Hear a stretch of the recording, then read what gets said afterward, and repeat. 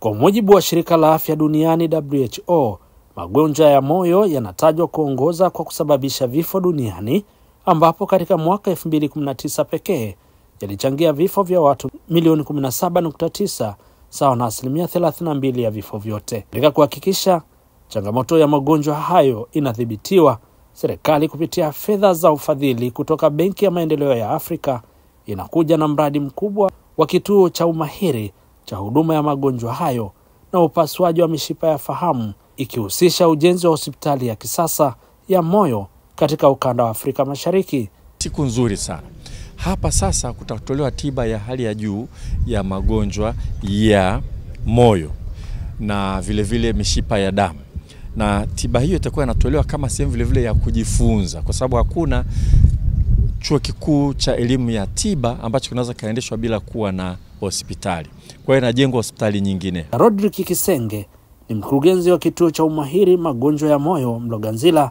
Hapa anataja mambo matatu yatakayofanyika kwenye mradi huo, huku makamu mkuu wa chuo kikuu cha afya na sayansi shirikishi Muhimbili MUHAS, Profesa Polnari Kamuhabwa, akiweka wazi madhumuni ya mradi huo. Tunategemea kuwa baada ya miaka 5 ya huu mradi tutakuwa kuwa na hospitali ya kisasa ambayo itatoa huduma stahiki za kisasa za magonjwa ya moyo na mishipa ya damu. Lakini pia tutakuwa kama nilivyosema mheshimiwa, tutakuwa tumetrain wanataaluma 120. Lakini pia tutatoa scholarship kwa wanafunzi wetu. Tutakuwa na mitaala mpya kuendelea na tafiti, kuna tengeo la fedha kwa ajili ya kufanya tafiti, hasa tafiti katika jamii zetu, lakini vile vile kutekeleza maazimio ya vituo vya umahiri vya Jumuiya ya Afrika Mashariki. Baadhi ya wanafunzi wanaosoma kada ya afya nao wana matumaini makubwa juu ya mradi huu.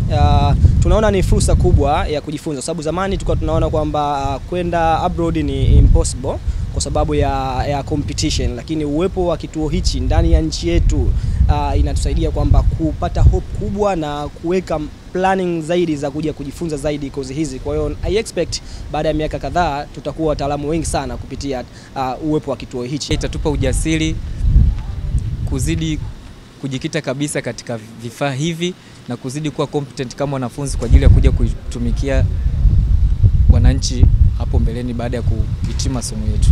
Kutoka jijini Dar es Salaam, mimi ni Emmanuel Samuel, TBC.